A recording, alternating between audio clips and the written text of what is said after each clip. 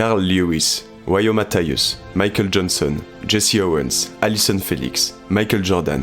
Les sportifs afro-américains sont partie intégrante de l'histoire olympique états-unienne et ont fait les beaux jours de la Team USA. Ce faisant, ils sont devenus des icônes, des héros, des modèles de réussite pour les communautés noires des États-Unis et du monde entier. Cependant, certains argumentent que leurs exploits ont aussi malheureusement contribué à masquer les inégalités et les discriminations faites aux Noirs aux États-Unis. Cette petite minorité visible détournerait l'attention d'une immense majorité invisible qui subit au quotidien une inégalité de traitement. C'est là le paradoxe de l'athlète afro-américain, qui cherche à gagner pour lui et pour les membres de sa communauté, mais qui, en gagnant, contribue à masquer les inégalités raciales inhérentes au système états-unien.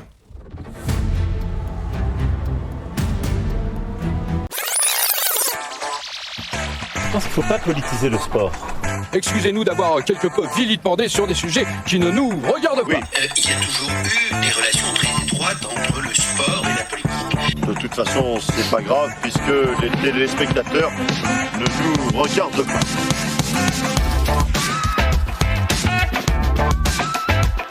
Et effectivement, chers auditeurs, vous ne nous regardez pas, mais vous êtes bel et bien en train d'écouter Sportivement Vôtre. Et on se retrouve aujourd'hui pour parler de plein de choses hyper intéressantes, comme d'habitude, en marge du sport, de décolonisation, de racisme, de guerre froide, j'en passe, et des meilleurs. On va se pencher dans l'épisode du jour sur l'utilisation des sportifs afro-américains comme arme symbolique par les États-Unis durant la guerre froide. Pourquoi ont-ils été utilisés ? Comment l'ont-ils été ? Est-ce que ça a marché ? Ouvrez bien vos oreilles, c'est un sujet passionnant. Est-ce que vous êtes prêts ? Commençons du coup par le commencement en se posant la première question que je vous ai évoquée, la question du pourquoi de cette utilisation des athlètes afro-américains durant la guerre froide pour des visées géopolitiques. Alors pour ça, il va vous falloir un peu de mise en contexte et un focus sur le continent africain pour la première fois de l'histoire de la chaîne. Le continent africain, durant la guerre froide, ça rime avec décolonisation, un phénomène qu'on va essayer de comprendre. Alors vous avez certainement déjà entendu parler de ce qu'était la colonisation, donc à la fin du 19e siècle, à la conférence de Berlin 1984, avec la répartition, le découpage du gâteau africain. En gros, les Européens prennent des règles, des stylos, tirent des traits et se répartissent le continent africain.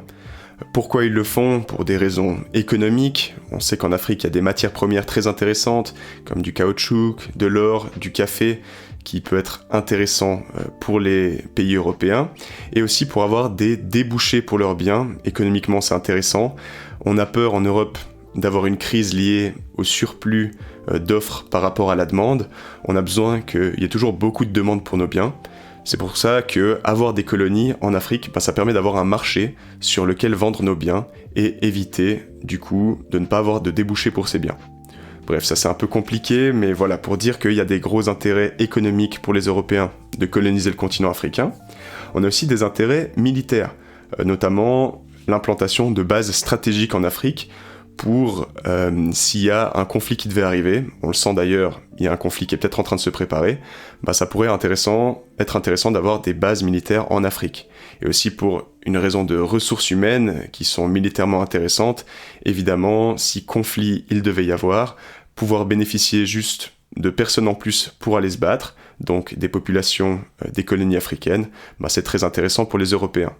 Donc voilà, des raisons économiques et militaires, et surtout, il n'y a pas vraiment de problème idéologique à l'époque à coloniser tout un continent, surtout que l'Afrique est considérée comme un continent qui serait composé de peuples sauvages, non civilisés, et qui conviendrait de civiliser, d'amener un peu vers la lumière.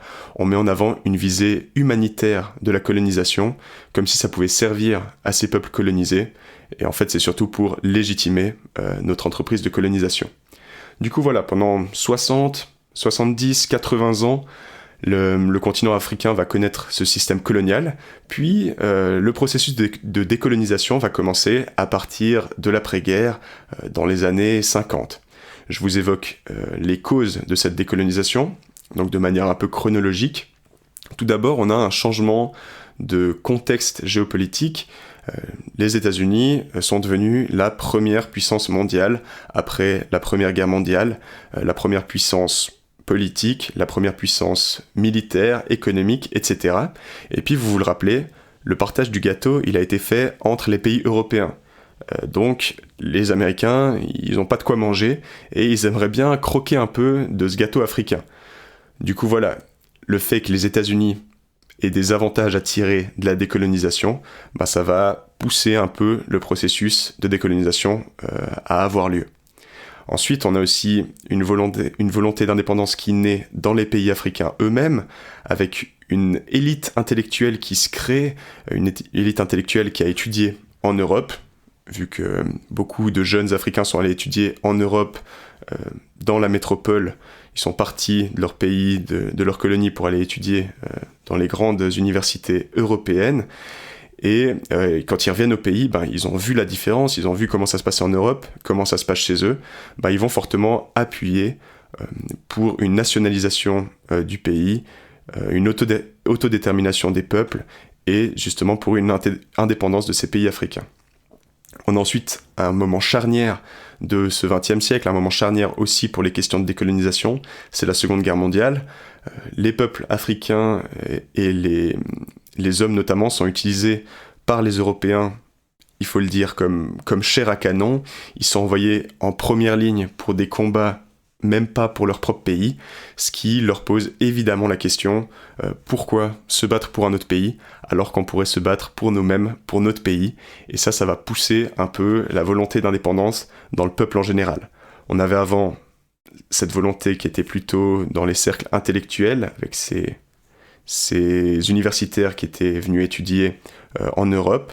Désormais, ça se diffuse à travers tout le peuple avec cette Seconde Guerre mondiale.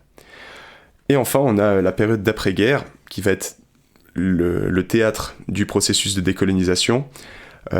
Pourquoi ? Parce qu'on a l'Europe qui est détruite par la Seconde Guerre mondiale et du coup, toutes les ressources dont dispose l'Europe, qui sont assez maigres, les pays vont l'utiliser pour se reconstruire, pour reconstruire l'Europe et moins pour administrer les colonies. Du coup, ces colonies, elles sont un tout petit peu plus autonomes, il y a moins de contrôle par l'Europe, moins d'emprise de l'Europe, et ce qui va mener à leur indépendance des pays africains, un après l'autre, le Soudan en 56, la République démocratique du Congo en 60, l'Algérie en 62, l'Angola en 75, etc. Peu à peu, tout le continent africain devient indépendant. On n'a donc plus d'emprise européenne, ces pays sont indépendants, mais désormais c'est la guerre froide, et on a deux nouveaux très gros poissons dans l'océan, donc les États-Unis et l'Union soviétique, qui ont bien envie d'influencer un peu l'Afrique. Pourquoi ? Toujours parce que c'est une zone stratégique, et qu'il y a des ressources très intéressantes en Afrique dont on aimerait bien profiter.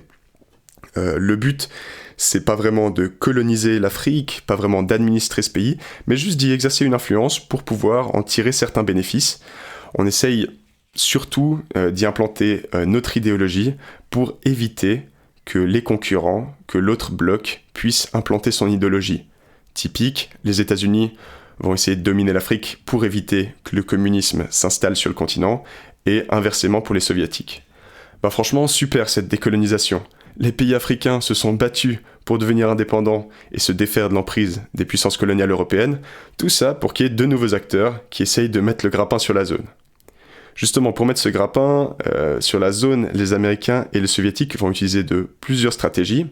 Déjà, avant la décolonisation, ils avaient soutenu certains mouvements indépendantistes, donc en leur prodiguant des armes, par un soutien financier aussi, ou aussi à travers de la formation. Donc des cadres militaires de ces mouvements indépendantistes pouvaient aller se former via la CIA aux États-Unis ou alors en Union soviétique. Puis une fois que les pays sont devenus indépendants, USA et URSS vont aider les régimes en place qui vont dans leur sens pour essayer de les maintenir. Les États-Unis vont aider les régimes à tendance capitaliste et l'Union soviétique va aider les régimes à tendance communiste. Évidemment, l'inverse est aussi vrai, ils soutiennent les régimes, mais ils soutiennent aussi les renversements dans les pays qui ne vont pas dans leur sens. C'est pour ça qu'il y a beaucoup de coups d'État en Afrique dans les années 60 et 70. Par exemple, un coup d'État au Zaïre en 62.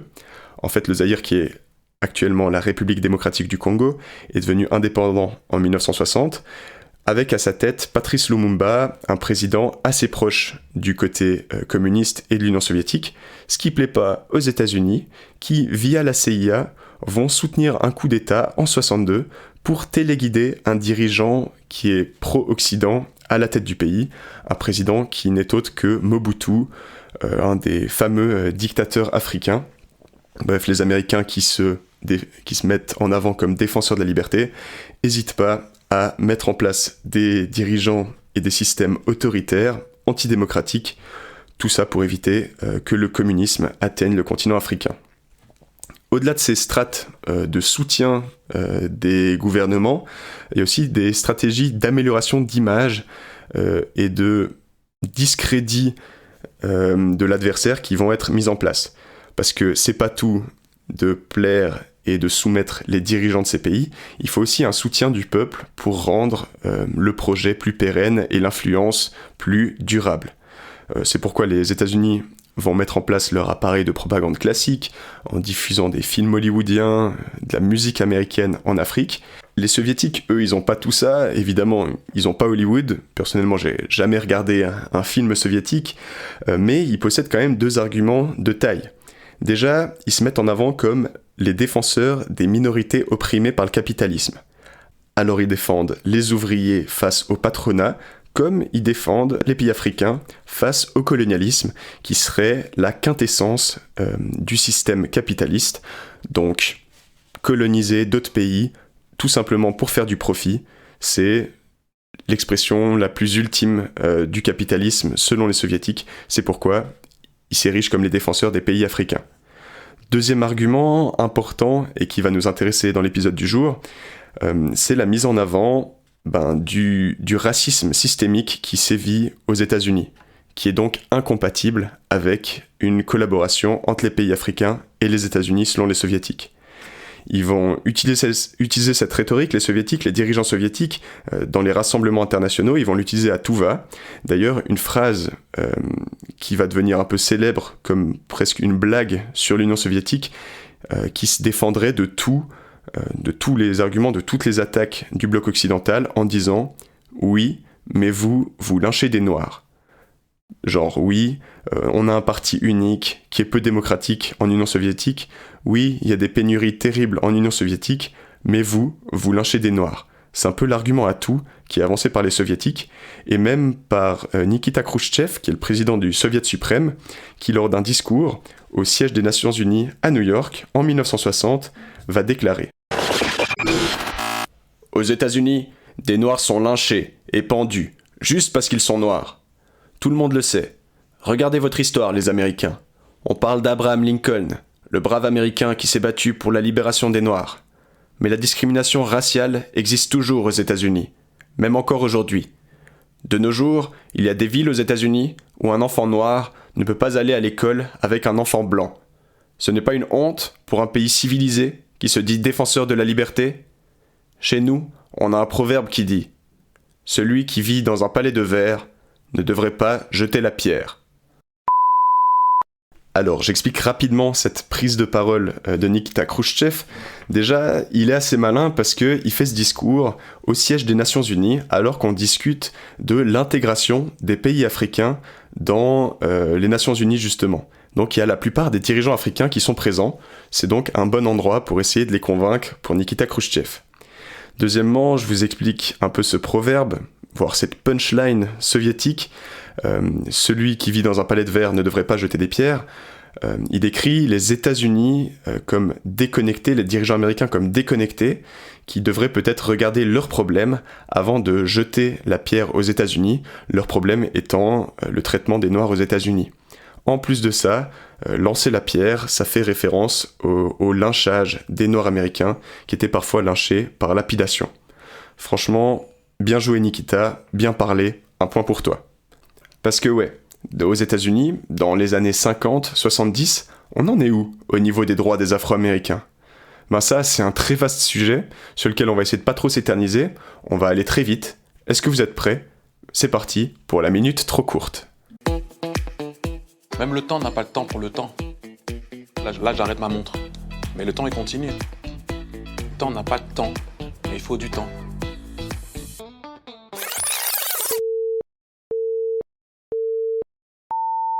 Dans les années 1950, les Afro-Américains du sud des États-Unis, où se trouvent la plupart d'entre eux, vivent sous un système de ségrégation raciale, hérité de l'esclavage aboli en 1865, mais maintenu un petit peu par les lois Jim Crow. Ils sont séparés des Blancs dans les écoles, dans les transports, dans les lieux publics, et font face à une discrimination massive dans l'emploi, le logement et le droit de vote, simplement à cause de leur couleur de peau. Dans les années 1960, les luttes pour l'obtention des droits s'intensifient grâce au mouvement des droits civiques, mené par des figures comme Martin Luther King par exemple. Après de nombreuses manifestations pacifiques mais parfois violemment réprimées, 2 lois majeures sont votées. Le Civil Rights Act en 1964 qui interdit la ségrégation et la discrimination, et le Voting Rights Act en 1965 qui garantit le droit de vote pour les Noirs américains. Mais cette avancée reste incomplète, les inégalités économiques, sociales et raciales persistent, les ghettos urbains se développent, le racisme reste très présent et les tensions raciales provoquent des émeutes. Des voix plus radicales émergent comme celle de Malcolm X ou des Black Panthers qui dénoncent la lenteur du changement. En résumé, les Noirs américains sont toujours discriminés constitutionnellement dans le sud des États-Unis après la Seconde Guerre mondiale. Ils obtiennent certes des droits dans les années 60, mais l'égalité réelle reste à conquérir. Oh purée, 1 minute 05, 5 secondes de trop, je vous jure que j'y arriverai un jour, mais désolé, cette fois j'ai triché. Mais bon, c'est que je voulais être complet. Bon, enfin, complet, c'est vraiment impossible de l'être, surtout sur un tel sujet, surtout en 1 minute. Si par contre, vous voulez aller plus loin sur ce sujet, je vous conseille un podcast de France Culture qui concerne les luttes raciales des Afro-Américains aux États-Unis, avec un angle plus actuel aussi qui traite de l'évolution de ces luttes. Ça s'appelle Black America, cette fois le feu. Cependant, avant d'y basculer, je vous invite quand même à finir ce podcast, notamment parce qu'on va gentiment commencer à parler de sport, qui est quand même notre domaine de prédilection dans Sportivement Vôtre. Dans cette première partie, donc, on a vu 3 points majeurs de contexte qui vont dessiner un peu les défis par la suite pour les différents acteurs. L'Afrique est devenue indépendante, les pays africains sont devenus indépendants, il y a donc une construction identitaire qui doit se faire pour les peuples africains hors de cette emprise coloniale.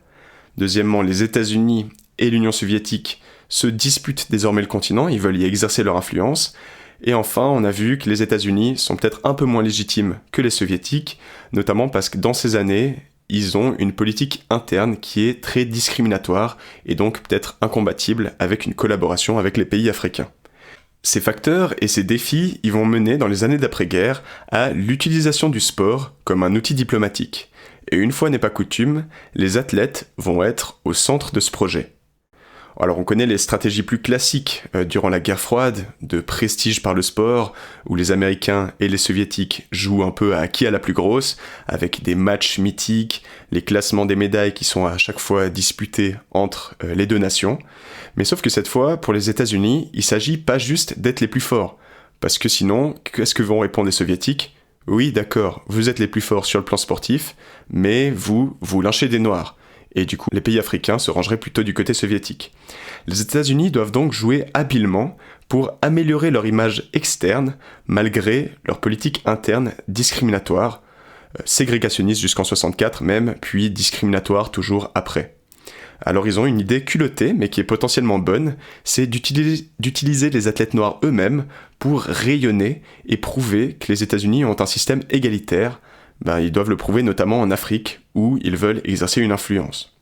Voilà, donc on a gentiment répondu, il me semble, à la première question, j'espère que vous avez bien compris pourquoi les athlètes noirs ont été utilisés durant la guerre froide par les États-Unis.